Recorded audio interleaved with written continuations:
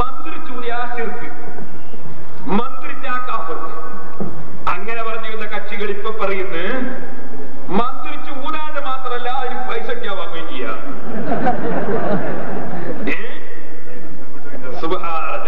ഇത് മരിച്ചു പോയക്കൽ നഷ്ടായില്ലേ? ഞാൻ വായിക്കാം, കേട്ടോളൂ. ഈജിപ്തിലെ നവോത്ഥാന നായകനായ ഷെയ്ഖ് മുഹമ്മദ് അബ്ദുവിനെ പോലുള്ളവർ സിഹിർ ഒരു തട്ടിപ്പും വഞ്ചനയും മാത്രമാണെന്നും അതുകൊണ്ട് ഒരാളെയും ഉപദ്രവിക്കാൻ സാധ്യമല്ലെന്നും അഭിപ്രായപ്പെട്ടു. ഇയാളാണ് ഇവരെ കേരളത്തിലെ ഇസ്ലാഹി പ്രസ്ഥാന പണ്ഡിതരിലും ഈ അഭിപ്രായക്കാർ ധാരാളമുണ്ട്. ഇയാളാണ് ഇവരെ ഇമാം നമ്മളെ ജമാലുദ്ദീൻ അഫ്ഗാനും ഈജിപ്തിലെ മുഹമ്മദ് അബ്ദു ബഷീറും. നമ്മുടെ വീട്ടിന്റെ പരപ്പുറത്ത് ഒരു 5-6 കുമ്പളങ്ങ അല്ലെങ്കിൽ 5-6 വെള്ളരി അല്ല 5-6 മത്തൻ നിൽക്കുന്നത് കണ്ടു.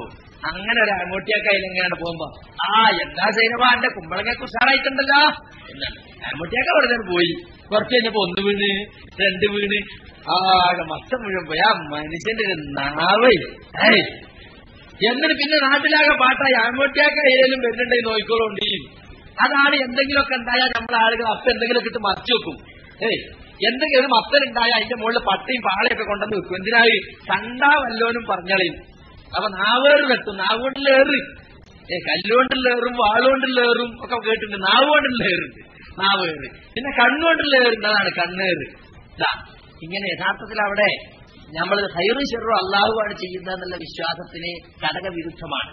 കാര്യകാരണ ബന്ധങ്ങൾക്ക് അതീതമായിട്ട് നന്മയും തിന്മയും വരുത്താൻ പടച്ചവനെ കൊണ്ട് മാത്രമേ സാധിക്കുകയുള്ളൂ. ഈ ദുനിയാവിൽ അദൃശ്യമായ ഒരു സംഗതിനെയോ പേടിക്കൂല, ഒരു സംഗതിനെ പേടിക്കൂല. മുജാഹിദികൾ അങ്ങനെയാണ് വളർത്തിയത്. മുജാഹിദികളെ കണ്ണേറ് വെച്ചു ഒരു മാവുമക്ക് നോക്കിയിട്ട് എത്ര എത്രങ്ങോരും മാങ്ങലേന്ന് വെച്ച് മാങ്ങ ഒഴിഞ്ഞു വീണാൽ ഈ ദുനിയാവിൽ മാവും മാവ് നടാൻ പറ്റും, ചക്ക നടാൻ പറ്റും. ഇതിൽ പറയുന്നത് എന്നാൽ ഗൾഫിലെ സ്ഥിതി ഇതല്ല.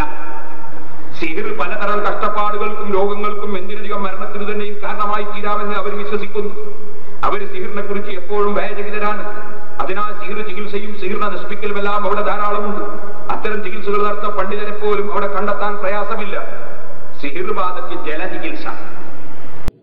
കണ്ണേറ് ബാധിച്ചു, എന്താ പരിഹാരം?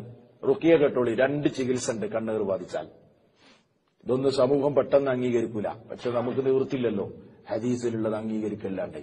2 ചികിത്സ ഉണ്ട്, 2 തരം ചികിത്സ ഉണ്ട്. ഒന്നാമത്തെ ഇനം കേട്ടോ, നമുക്ക് കണ്ണേറ് ബാധിക്കാൻ കാരണക്കാരൻ ഇന്ന ആളാണെന്ന് നമുക്കറിയുമെങ്കിൽ, ഇനി സംഭവിച്ചു കഴിഞ്ഞാൽ എന്തു ചെയ്യണം?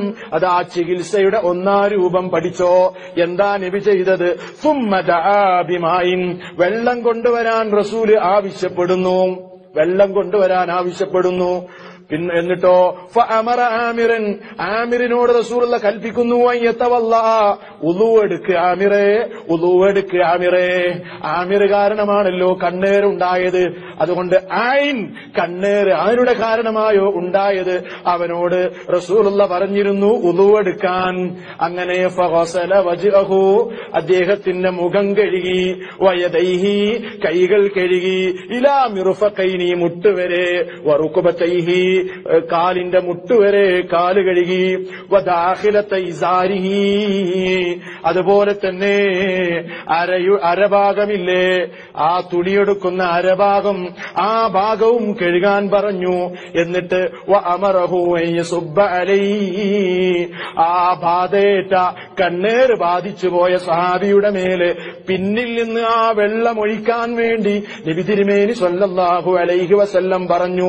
ആ വെള്ളമൊക്കെ ഫീ ഖദഹിൻ, മറ്റൊരു റിപ്പോർട്ട് പ്രകാരം ഒരു പാത്രത്തിലേക്ക് കഴുകുകയും സുമ്മ സുബ്ബ ദാലികൽ മാഉ അലൈഹി, ആ വെള്ളം ഒഴിക്കുന്നു. എന്ത്? യസുബ്ബുഹു റജുലുൻ അലാ റഅസിഹി വലഹിരിഹി, തലയുടെ മുകളിലൂടെ പിന്നിൽ നിന്ന് പുറത്തേക്ക് അതാ വെള്ളം ഒഴിക്കുന്നു. മിൻ ഖൽഫിഹി, ബാധിച്ചയാളുടെ പിന്നിൽ നിന്ന്. അങ്ങനെയാകുമ്പോൾ യുക്ഫിഉൽ ഖദഹ വറാഅഹു ഫഫഅല ബിഹി ദാലിക, പാത്രം ബാക്കിൽ വെച്ചിട്ടാണ് അത് ചെയ്യേണ്ടത്. അങ്ങനെ അങ്ങ് ചെയ്തപ്പോ കേൾക്കണോ, ഫറാഹ സഹലുൻ മഅന്നാസി ലൈസ ബിഹി ബൈസുൻ, ആ നിമിഷം തന്നെ അതാ സഹലിന്റെ രോഗം അങ്ങ് മാറിപ്പോയി. ഇത് കേട്ടാൽ ചില ആളുകൾ പറയും, പടച്ചോനെ എന്തൊരു ഖുറാഫാത്താണ് ഈ പ്രചരിപ്പിക്കുന്നത്. സുബ്ഹാനല്ലാഹ്, നമുക്കത് പറയാൻ പറ്റുമോ? നമുക്ക് അംഗീകരിക്കാൻ കഴിയൂല എന്ന് വിചാരിച്ച് നമുക്കിത് തള്ളാൻ പറ്റുമോ സഹോദരങ്ങളെ? തള്ളാൻ കഴിയൂല. അപ്പൊ ബാധ ആരാണ്? ആയിന് ആരെ കണ്ണേറാ ബാധിച്ചതെന്ന് സംശയം ഉണ്ടെങ്കിൽ എന്ത് വേണം? കഴുകിയിട്ട് ബാക്കി കൂടെ അയാളെ ശരീരത്തിൽ ഒഴിക്കുക. ഗൾഫിലെ സെൽഫികള് വെള്ളത്തിലൂതിയിട്ട് വന്ദിക്കുക, അതിന് കൂലി വാങ്ങുക, അതൊക്കെ അംഗീകരിക്കുന്നു പറയുന്നത് കേട്ടോളി. ഖുർആൻ പാരായണം, പ്രാർത്ഥനകൾ, ദിക്റുകൾ തുടങ്ങിയവ സിഹിർബാധയിൽ നിന്ന് രക്ഷപ്പെടാനുള്ള ചികിത്സകളിൽ പെടുമെന്നതിൽ ഗൾഫ് സെൽഫികൾക്ക് സംശയമില്ല. ഖുർആൻ വെള്ളത്തിൽ മന്ത്രിച്ചുകൊണ്ടുള്ള ചികിത്സയും അവർ നിർദ്ദേശിക്കുന്നുണ്ട്. അതിലൊരു രൂപം ഷെയ്ഖ് അബ്ദുൽ അസീസ് ഇബ്നു ബാസ് വിശദീകരിക്കുന്നത് നോക്കുക. ഷെയ്ഖ് ഇബ്നു ബാസ് മൗലൂദ് വിദേത്താറ്റി 10 കൊടുത്ത് മുജാഹിദീങ്ങൾ ഏറ്റവും കൂടുതൽ ബഹുമാനിക്കുന്ന ഇബ്നു ബാസ്, അദ്ദേഹം പറഞ്ഞ ഫത്വ ഞാൻ പറയുന്നത്, അയാളെ ചികിത്സ ഷെയ്ഖ് അബ്ദുൽ അസീസ് ഇബ്നു ബാസ് വിശദീകരിക്കുന്നത് നോക്കുക. ഇലന്ത മരത്തിന്റെ 7 പച്ചിലകൾ എടുത്ത് കല്ലുകൊണ്ട് ചതച്ചരക്കുക, കുളിക്കാൻ ആവശ്യമായത്ര വെള്ളത്തിൽ അത് കലർത്തുക, ആയത്തുൽ കുർസി, സൂറത്തുൽ ഫലക്ക്, സൂറത്തുൽ നാസ് എന്നിവയും സൂറത്തുൽ അറാഫിലെ 117 മുതൽ 119 വരെയുള്ള വചനങ്ങളും സൂറത്ത് യൂനുസിലെ 79 മുതൽ 82 വരെയും സൂറത്ത് താഹയിലെ 65 മുതൽ 69 വരെയുള്ള ആയത്തുകളും ആ വെള്ളത്തിൽ പാരായണം ചെയ്യുക. അനന്തരം അതിൽ നിന്ന് 3 കപ്പ് കുടിക്കുക. അവശേഷിക്കുന്നത് കൊണ്ട് കുളിക്കുകയും ചെയ്യുക. എന്നാൽ രോഗശാന്തി ലഭിക്കുന്നതാണ്. ആവശ്യമാണെന്ന് തോന്നുകയാണെങ്കിൽ ഇപ്രകാരം 2ഓ അതിൽ കൂടുതലോ പ്രാവശ്യം രോഗം മാറുന്നത് വരെ ആവർത്തിക്കാവുന്നതാണ്. ഇതെല്ലാം അനുഭവത്തിലൂടെ തെളിഞ്ഞവയാണ്. നാം ഈ രൂപത്തിൽ ചികിത്സ നടത്തിയവർക്ക് അത് പ്രയോജനപ്രദമായിട്ടുണ്ട്. സിഹിർ മൂലം ഭാര്യയുമായി രമിക്കാൻ കഴിയാത്തവർക്ക് ഇത് ഉത്തമമാണ്. ഇബ്നു ബാസിന്റെ ജിന്ന് സിഹിർ ജ്യോത്സ്യം എന്ന കൃതി പരിശോധിക്കുക. അപ്പൊ മുജാഹിദിന്റെ വിദേശ നാടുകളിലെ സെലഫിയുടെ ഏറ്റവും വലിയ നേതാവായ ഇബ്നു ബാസ് അദ്ദേഹം നിർദ്ദേശിക്കുകയാണ് ചികിത്സ. എന്താ ചികിത്സ പറഞ്ഞത്?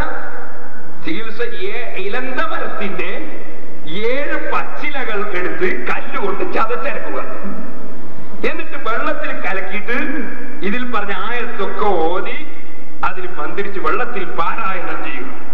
അനന്തരം അതിൽ 3 കപ്പ് കുടിക്കുക.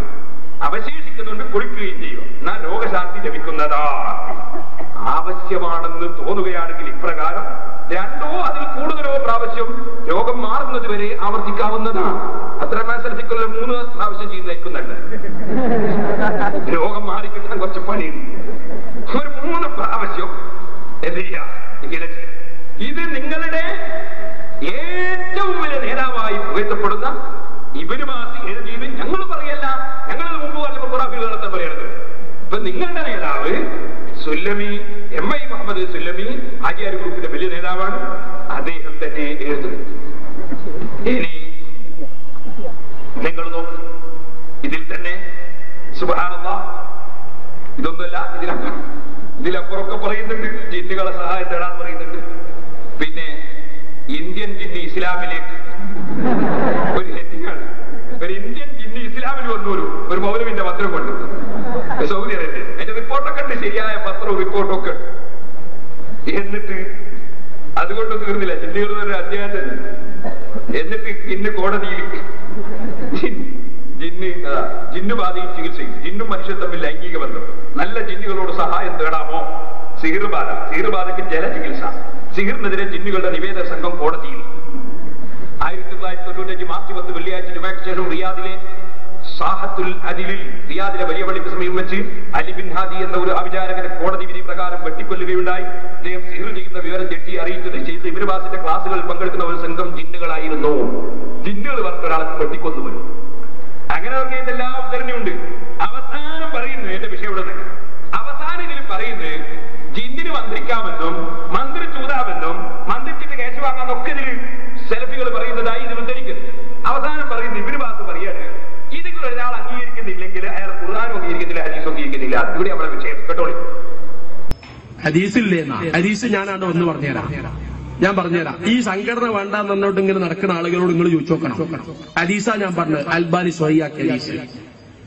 ദുനിയാവിൽ ഭൂരിപക്ഷം ആളുകളും മരിക്കുന്നത്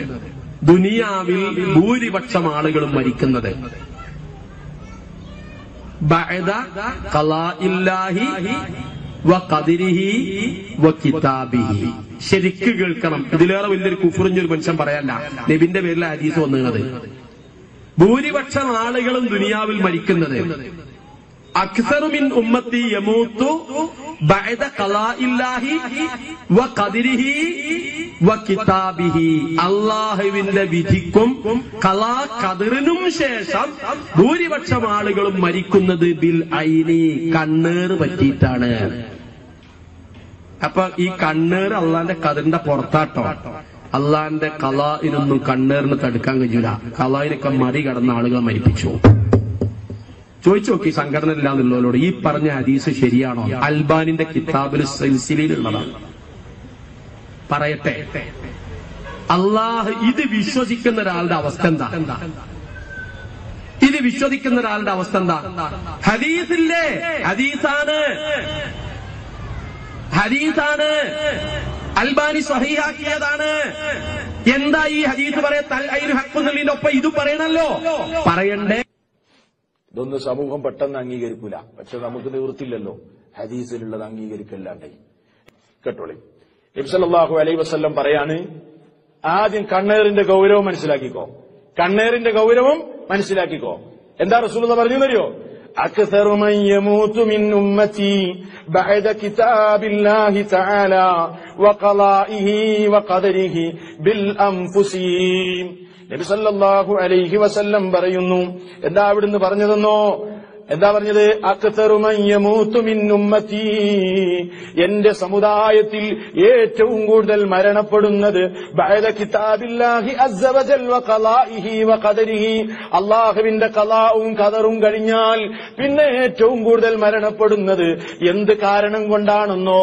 ബിൽ അൻഫുസി യഅനിയൽ ഐന, കണ്ണേറ് ബാധിച്ചത് കാരണമാണ്. സുബ്ഹാനല്ലാഹ്. ഈ സമുദായത്തിൽ ഏറ്റവും കൂടുതൽ മരണം നടക്കുന്നത് അള്ളാന്റെ ഖലാ ഖദർ കഴിഞ്ഞാൽ പിന്നെ കണ്ണേറ് കൊണ്ടാണ് എന്ന് അഖ്റജൽ ബസ്സാർ ബിസനദിൻ ഹസനിൻ, ഹസനായ സനദോടുകൂടെ ഇമാം ബസ്സാർ ഉദ്ധരിക്കുന്ന രേഖപ്പെടുത്തിയ ഹദീസാണിത്. ഇതൊന്നും സമൂഹം പെട്ടെന്ന് അംഗീകരിക്കൂല. പക്ഷെ നമുക്ക് നിവൃത്തില്ലല്ലോ, ഹദീസിലുള്ളത് അംഗീകരിക്കല്ലാണ്ടേ. തുടർന്ന് ശൈഖ് ഇബ്നു ബാസ് അലി തന്താവിക്ക് മറുപടി പറയുന്നത് ശ്രദ്ധിക്കുക. അല്ലാഹുവിന്റെ ഗ്രന്ഥവും നബിചര്യയും പണ്ഡിതരുടെ ഇജ്മാഉം ജിന്നുബാധയെ അംഗീകരിക്കുന്നു. എന്നിട്ട് എങ്ങനെയാണ് ഒരു പണ്ഡിതനായി അറിയപ്പെടുന്നവൻ അത് നിഷേധിക്കുന്നത്? അതും ഒരു തെളിവുമില്ലാതെ. അഹ്ലുസുന്നത്തിന്റെ വിരോധികളായ വിദഅത്തുകാരെയാണ് അദ്ദേഹം വാസ്തവത്തിൽ അനുകരിക്കുന്നത്.